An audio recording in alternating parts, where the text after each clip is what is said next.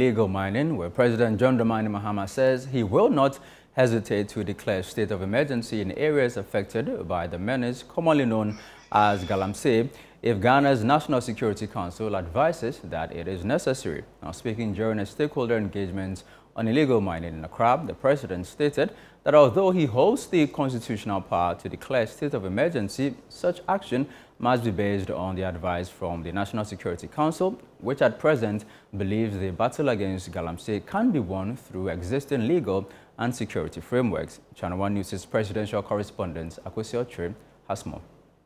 After mounting pressure on governments to act decisively on illegal mining, government met with the CSOs to seek frantic opinions on government's fight so far and the way forward.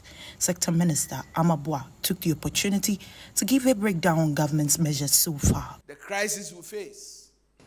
We began with stakeholder education and engagement, because ultimately this fight will not be won by guns. It will be won by the heart and soul of every Ghanaian. And we began by revoking those licenses that were given within that transitional period.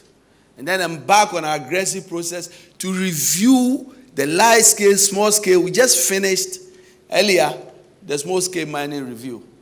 You will be shocked. The government then revealed that it is set to revoke the controversial LI 2462, which has been the subject of widespread public debate. The minister and I have agreed that on the 14th of October, when Parliament resumes, will lay that instrument to revoke the famous LI 2462, which is the infamous LI 2462, so that there will be no basis whatsoever for anybody to tamper with, with our forests. Meanwhile, the Ashanti Regional Chairman of the NPP, Chairman Wuntumi, will face prosecution over his alleged involvement in illegal mining activities.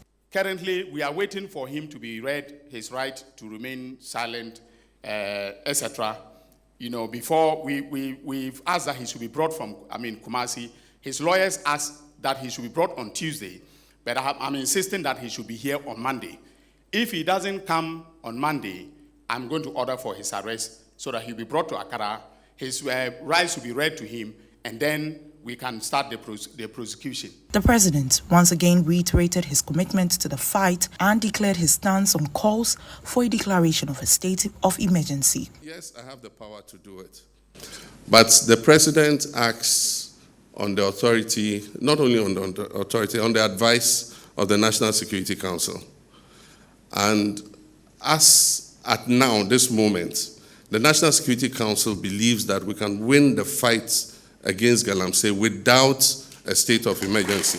The day they advised me otherwise, that, boss, now we need a state of emergency, I will not hesitate in declaring a state of emergency. The president also responded to questions on how much will be needed to tackle the menace.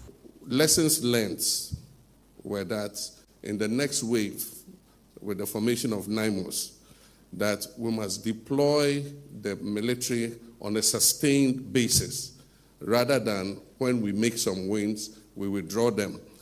But it comes with a cost, because if you send troops and station them permanently to guard the forest reserves, we must feed them, we must provide them with fuel, we must give them vehicles and all the logistics they need to be able to do that.